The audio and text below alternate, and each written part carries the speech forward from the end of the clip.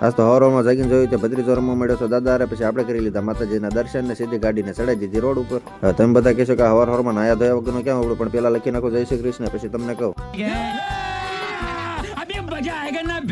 હા, તો એમાં વાત એમ છે કે આપણે હવારમાં જવાનું થઈ ગયું છે ભાટીએ, કારણ કે આપણે ભરવાનો તો ઈટુનો ફેરો. તો સીધા પગી ગયા હવારમાં બાઇક લઈને આપણે ભાટીએ. તો અહીંયા પગીને જોયું તો મામાના છોકરાઓ કરી દીધું ફેરો ભરવાનું ચાલુ. ઘણા દિવસ પછી આપણે જોયું ભાટીનું મસ્ત મજાનું વાતાવરણ. તો ફાઇનલી પછી ફેરો ભરીને કરી નાખ્યો છે કમ્પ્લેટ ને ટ્રેક્ટરને ચડાવી દીધું આપણે સીધો હાઈવે ઉપર. તો આ ટ્રેક્ટર લઈને આપણે જવાનું છે આંકોલાળ, કારણ કે ફેરો ખાલી કરવાનો છે આપણે ત્યાં. એટલે પછી ટ્રેક્ટરને પાલતાણા પુલ ઉપરથી પસાર કરીને ચડાવી દીધું જમણવાવ રતનપર વાળા રસ્તા ઉપર. અને ટ્રેક્ટરમાં બેઠા બેઠા હિસકા ખાવાની કાંક અલગ જ મજા આવે. અને સામે બતાવી મારું જૂનું કામ જમણવાવ પેલા મી રહેતા. અહીંયા જો સામે મંદિરની પાછળ જે નીચળ બતાવે હું પેલું ધોરણ ભણેલો ને પાછો ફેલાઈ છે.